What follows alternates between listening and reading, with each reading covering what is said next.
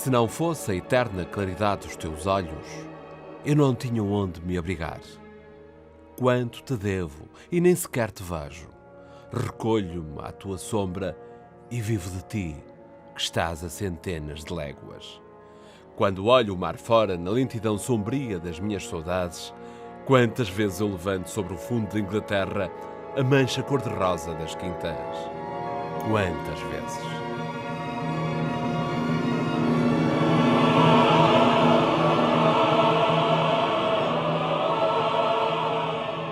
Toda a escrita de Pina de Moraes há a questão social. E essa questão social é a preocupação com o homem, com o ser humano, a preocupação com o povo e, mais concretamente, com o homem do Douro e de Trás-os-Montes. E o Pina de Moraes era todo republicano e descia a aldeia e os miúdos tinham que dizer "Viva a República!" e ele dava um tostão a cada garoto. Se eu acordasse de manhã e não tivesse as quintas, eu não era a mesma pessoa, não é? E eu, quando vou lá, sinto qualquer coisa. Lembro-me quando meu pai me arranjou um bocadinho de terra para eu plantar uma nespreira.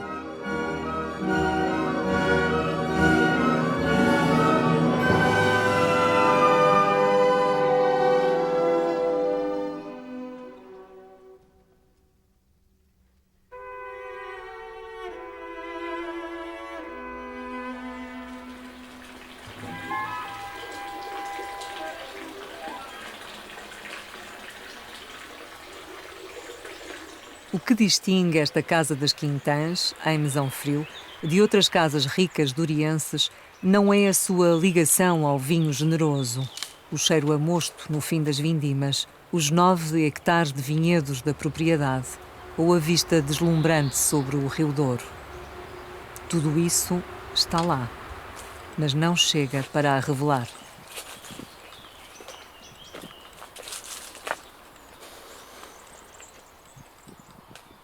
As Quintãs reclamam uma atenção fina, mais íntima, antes de se abrir à curiosidade de quem a visita. Onde está, afinal, a diferença das Quintãs? Há um lado literário na casa, a própria casa é muito literária, está assim inserida no meio da vinha, fez os 11 km de rio. Portanto, eu tenho amigos meus que dizem assim: eu ao fim de uma semana nesta casa também escrevo um livro. Portanto, eu acho que as pessoas vão ter essa sensação. A diferença das Quintãs está nas marcas deixadas por quem aqui viveu. Nos objetos, nos espaços íntimos, nas atmosferas. João Pina de Moraes, capitão, republicano, escritor e defensor do Douro. Domingos Monteiro, advogado, homem de letras e de causas. Graça Pina de Moraes, filha do capitão, médica e escritora. Elisa Pina de Moraes, irmã de Graça e autora de livros para a infância. Foram eles que fizeram a diferença desta casa, que a transformaram num lugar único. Eles e os ilustres que partilharam com eles conversas e convicções, jogos e copos de vinho, tertúlias políticas e literárias. Acho que esta quinta tem essa potencialidade artística. Aliás, isso é uma das ideias deste museu, é poder receber artistas para poder produzir coisas, não ser só mostrar que o escritor dormiu aqui, comia aqui. Uma das primeiras referências literárias à Casa de Mesão Frio surge em 1918, num diário íntimo de guerra de João Pina de Moraes. Destacado para a frente de guerra na Flandres, que acabaria no desastre da Batalha de Lally, o que então inspirava a pena do capitão não era propriamente a robusta casa novecentista. Ele deslocava-se pela estrada de Cambres, que fica em frente aqui à Quinta das Quintas, até um ponto, que era o ponto dos Moinhos do Vento, no qual ele via, como ele dizia, a mancha cor-de-rosa das Quintãs, onde vivia a namorada, a Dona Lídia. Nascido em Valdigem, concelho de Lamego, a 6 de janeiro de 1989, João Pina de Moraes passa no ano seguinte a morar na casa de Quintião com os pais, em Portelo de Cambres. Só muito mais tarde passaria uma temporada nas Quintãs, em circunstâncias de má memória. Ele permaneceu aqui nas Quintãs apenas durante a década de 30, no regresso do exílio que ele teve, portanto, em França, em virtude de ter participado na Revolução, ou na tentativa de Revolução do 3 de fevereiro de 1927, no Porto.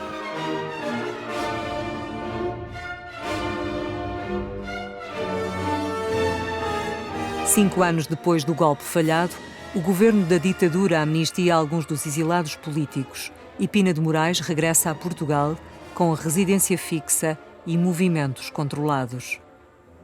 A residência de Pina de Moraes foi fixada aqui exatamente na Casa das Quintãs. Daí que ele também se refira numa carta a Bernardino Machado, no início de 1933, como estando num exílio na sua própria terra, porque não tinha os movimentos muito limitados. Domingos Monteiro, irmão de Lídia Monteiro e cunhado de João Pina de Moraes, teve com a Quinta e a Casa das Quintãs uma relação intensa e duradoura. Natural de Barqueiros, Mesão Frio, onde nasce a 5 de novembro de 1903, vai para o Brasil com apenas 6 meses. Regressa a Portugal com pouco mais de 5 anos e passa a viver com a família na Casa das Quintãs.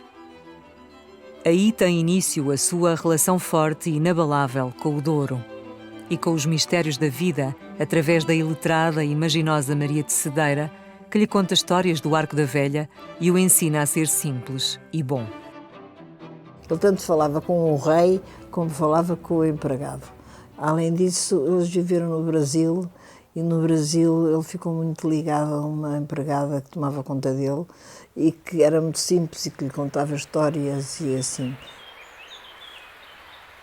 Dos saberes ancestrais bebidos da brasileira Libânia e da transmontana Maria de Cedeira resultaram um pai e um homem especiais. Para mim, o meu pai era tudo, porque era a pessoa com quem eu me entendia, era a pessoa com quem eu me abria, era a pessoa que compreendia os defeitos que eu tinha e compreendia as coisas que eu fazia mal feitas. Eu muitas vezes pensava, uma coisa muito estúpida, eu nunca ia matar ninguém, mas se eu matar alguém, a primeira pessoa a quem eu vou dizer é o meu pai. Com a inspiradora paisagem duriense em fundo permanente, Domingos Monteiro passa o hábito de olhar atentamente o mundo. Eu lembro-me quando nós fazíamos as viagens de Lisboa para as Quintãs, o meu pai ia ao tempo todo a explicar-me as árvores, dar o nome das árvores, dizer-me que frutos davam, e aquilo para mim era um encanto.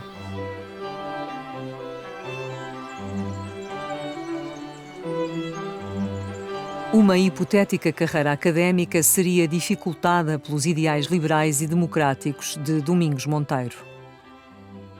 A tese universitária dedicada ao seu cunhado Pina de Moraes não foi aceite. E as competências como causídico seriam prejudicadas por uma injustiça reparada em tempo inútil. Foi preciso encontrar outras saídas para a vida. O Domingos Monteiro foi, no seu tempo, um advogado a quem foi reconhecido um enorme talento. Teve um incidente que prejudicou muito a vida dele. Reconheceu-se que tinha sido injustamente tratado, mas, como tradicionalmente em Portugal a justiça chega tarde, ele resolveu reformular a sua vida. E como era dotado de um enorme talento literário, eu imagino como sendo um dos melhores contistas do século passado. Domingos Monteiro viveu grande parte da sua vida em Lisboa, mas os anos que passou no Douro e nas Quintãs, onde voltava sempre que podia, marcaram-no como homem e como escritor. O doutor Domingos gostava muito de vir, vinha cá muitas vezes, podia chegar à meia-noite ou assim, comia numas mesinhas ali numa salamandra e era muito boa pessoa. E gostava muito de vir à Vindima. A curiosidade pela vida transmontana e tradições manteve-se. E até há um conto dele que marca muito isso, que se chama O Abafador. O Abafador era uma espécie de sacerdote judaico. E o abafador tinha uma função. Quando a pessoa estava em ablativos de morte, ele ia abafá-la para morrer antes que chegasse o padre, para impedir que ele fosse obrigado a faltar à sua fé judaica. O Domingos Monteiro sustentava que ainda conheceu um abafador, pessoalmente. A grande terra duriense funcionava como cimento de relações e de amizades. Tive como amigos gente como o Domingos Monteiro, o Azeredo Perdigão, o Mário de Castro, o Estorvo Silva. Por vezes sentia-me como um menino entre os doutores. E com o Domingos, a amizade foi espontaneamente muito mais íntima, designadamente porque ele também era transmontano.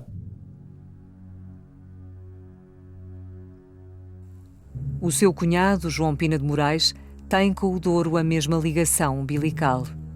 Esteja onde estiver, a força da paisagem do homem duriense ocupa-lhe o espírito. Exilado em Bordeus em 1930, na sequência do golpe de fevereiro de 1927, o capitão não se conforma com o nascimento do seu filho varão, João Vasco, longe do solo pátrio, e tenta remediar o problema. Pede para lhe levarem um saco com terra das Quintãs, para que a primeira terra que o filho pisasse fosse terra portuguesa. Ele envolveu os pés do bebê na bandeira portuguesa e colocou em cima dessa terra proveniente desta Quinta do Douro. Subjacente a toda a obra de Pina de Moraes estão o Douro e, acima de tudo, o homem do Douro. Heróis pobres mergulhados em miséria e trabalho árduo. Quer nos diários de guerra, do Ó para Peito e o Soldado na Guerra Grande, e Sangue Plebeu, ou alguns contos de Vidas e Sombras, ou até de um livro de contos que ele publicou em 1923, penso eu, que era A Paixão do Maestro, há sempre esse traço comum, que é o homem do Douro, com que ele conviveu desde sempre, que era o homem duriense que vivia em condições absolutamente desumanas. As preocupações sociais, a solidariedade com os desafortunados, decorriam de um conhecimento doloroso de vidas próximas. Conhecia-os todos um a um, sabia a vida deles, sabia como é que eles sobreviviam, sabia, há textos em que ele diz, em que ele afirma quanto custa cada alimento que eles têm que colocar em casa e a dificuldade que as pessoas tinham para comprar pão, para comprar hortaliça, para fazer uma sopa.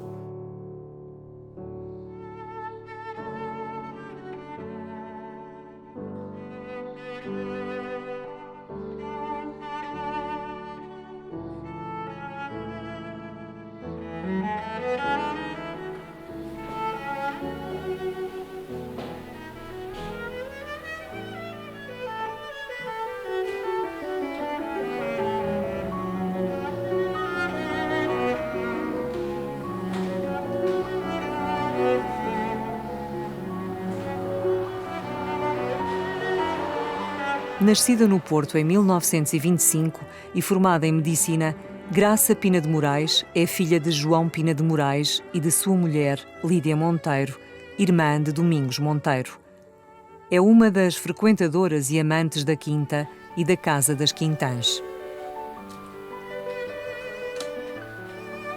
A envolvência literária e familiar encaminhou-a naturalmente para as letras. Com 30 anos, sob o pseudónimo de Bárbara Gomes, publica 2 novelas, Semideuses e Sala de Aula, seguindo-se um livro de contos, O Pobre de Santiago. O seu romance Origem, dado à estampa em 1958, é reconhecido como a sua obra maior. Oscar Lopes definiu-o como um romance de grandes contrastes em que o terrível coexiste com a contemplação serena. A Graça gostava muito de escrever no escritório e que tem uma janela para o terraço e para o jardim e portanto ela estava sempre lá a escrever o dia todo. E também há uma entrevista dela muito engraçada em que ela diz que uma das coisas que mais gosta é de chegar às Quintãs e ver a glicínia e cheirar o cheiro do terraço das Quintãs.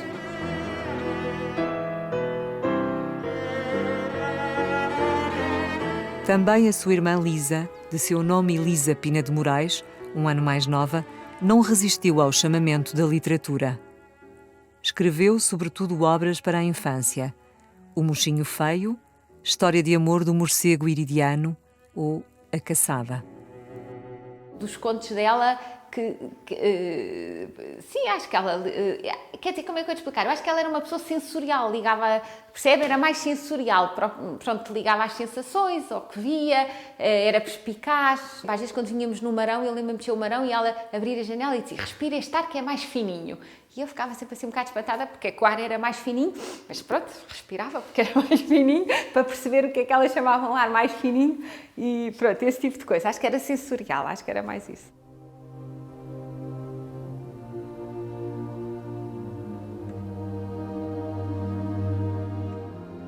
Uma casa por onde passou gente com tão forte personalidade tem inevitavelmente espaços e recantos que se associam a esta ou àquela pessoa, refúgios procurados para a escrita e a contemplação. Um dos quartos da casa foi mesmo ocupado pela invenção literária de Domingos Monteiro.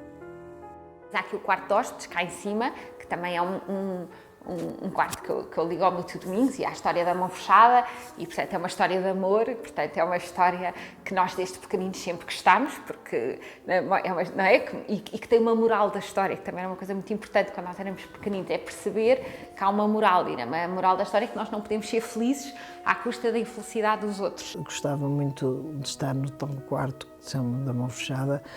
O quarto tinha o quarto e tinha ao lado o quarto de vestir. E ele sentava-se lá, abria a janela a ver o Rio Douro e escrevia lá. Eu lembro-me muitas vezes, de resto, quando ele morreu, eu disse logo que este quarto é o meu. Eu lembro-me que às vezes à noite, quando eu me ia deitar, ele vinha até comigo e estávamos ali os dois a ver. Então, numa noite de luar, na altura em que ainda não tinham feito as barragens, porque eu acho que as barragens deram cabo do Rio Douro. O Rio Douro era revolto, parecia que tinha personalidade, percebe? Ao passo que depois das barragens parece uma jiboia morta. E há recantos eleitos para versejar e para outras insignificâncias. O meu pai sentava-se às vezes, não era muito frequente, mas às vezes lá em cima no caramachão, a escrever umas coisas que ele dizia que eram umas coisas sem importância, uns versos e assim umas coisas. O diário íntimo de Pina de Moraes, escrito nas trincheiras, tem também o seu espaço nas Quintãs. Um diário que o meu avô deixou escrito para a minha avó, e que esse diário ficou guardado num cofre no escritório. E a minha avó ia muitas vezes à tarde ao escritório. E nós achávamos, como ela falava muito com o caseiro e fazia as contas da quinta e não sei o quê, que ela estava lá a fazer essas contas, que ela era assim uma pessoa muito prática e pragmática, ela é que tomava conta dessas coisas do banco e não sei o quê. Nós achávamos que era isso. E depois é que soubemos que afinal estava a ler o diário que o meu avô lhe tinha escrito, um diário amoroso. Outras áreas da casa eram lugares de conversa amena, de tertúlia ou até de discussão acesa. Eu lembro-me quando nós estávamos lá na sala de jantar, era uma das coisas que eu gostava muito, era no fim das refeições, nós ficávamos sentados à mesa. E ficávamos todos sentados à mesa a discutir. E discutíamos tudo, sei lá, ainda me lembro, discutimos a Segunda Guerra Mundial, discutíamos as coisas mais variadas, discutíamos o Manuel Oliveira, discutíamos, porque conhecíamos uma rapariga que tinha sido atriz e que tinha entrado num dos filmes dele. Havia os espaços reservados e também coisas. O retrato de Pina de Moraes do mestre António Carneiro, a farda militar com a medalha da Batalha de Lali, ou símbolos de respeitáveis tradições arcaicas. Havia uns santos que ainda estão lá pendurados nos quartos, os santos antigos, que o meu pai gostava muito. Casa cheia de vida, de muitas vidas com tempos e ritmos diferentes. Tão diferentes que o fogo não se apagava. Eu lembro-me dos empregados contarem os ritmos da casa, que portanto a cozinha tem um fogão a lenha, não é? E que ficavam-os de noite aqui a falar e durante toda a noite, e depois quando eles se iam deitar já vinham de manhã os outros que tinham acordado para tomar o pequeno almoço. E portanto o fogão de lenha não chegava a deixar de estar sempre aceso. O tempo, por vezes, corria devagar. E nem só de literatura se faz a vida de um homem. Outra coisa que ele gostava bastante também era da sala de bilhar, porque gostava muito de jogar, e jogar bilhar com o irmão, e jogar com os sobrinhos. Jogava, lembro-me dele muitas vezes a jogar bilhar. No espaço envolvente da casa, a réplica de uma escultura que na época provocou polémica. Fez ali a estátua da menina nua ali à entrada das Quintãs, que foi uma oferta, digamos que um protótipo da menina nua no gesso, que foi oferta do mestre Henrique Moreira, que ofereceu ao Pina de Moraes e à esposa, em virtude da defesa que ele fez da colocação da estátua ali na Avenida dos Aliados. Houve na altura alguma polémica, creio que houve alguma polémica relativamente com alguns setores mais conservadores da cidade. E um trajeto exterior à casa, carregado de memórias de longas deambulações poéticas. É um passeio que fazemos muitas vezes ao longo do dia, vamos às Melmas. E íamos às Melmas, muitas vezes lembro-me de eles irem a citar poesia. Mas também pode ser para uma conversa importante. Ir às Melmas também pode ser para ter uma conversa importante. Não pode não ser só para dizer poesia, mas também quando era assim uma conversa importante, ou pensar sobre um assunto, às vezes a pessoa a andar e estar a ver uma paisagem muito bonita, ajuda a refletir e a pensar. As Melmas para eles é como se fosse um jardim. Iam para lá e o doutor Domingos sentava-se e o doutor Mário sentava-se muitas vezes numa cadeira, ali à beira do lago, íamos lá levar lanche. A Casa-Museu das Quintãs não quer viver apenas do passado e das memórias, por mais ricas e fortes que elas sejam. Estou a pensar fazer aqui uns workshops de psicodrama, que é uma coisa que eu gosto e que acho que também mexe com os afetos, e até tenho programado um sociodrama da literatura, portanto vou tentar ligar também a minha área profissional.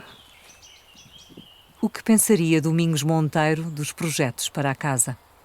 E a adorar as quintas assim, então em Casa-Museu, e para difundir a ideia dos escritores transmontanos.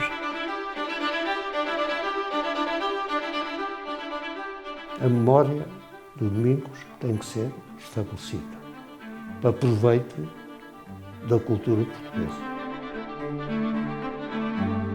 Um espaço como esta casa, dada a sua beleza, o seu enquadramento paisagístico e toda a história que ela encerra, de facto pode ser um bom motivo para levar a todas as pessoas que a visitarem a irem ler e reler, quando possível, os contos de Pina de Moraes, os seus diários de guerra.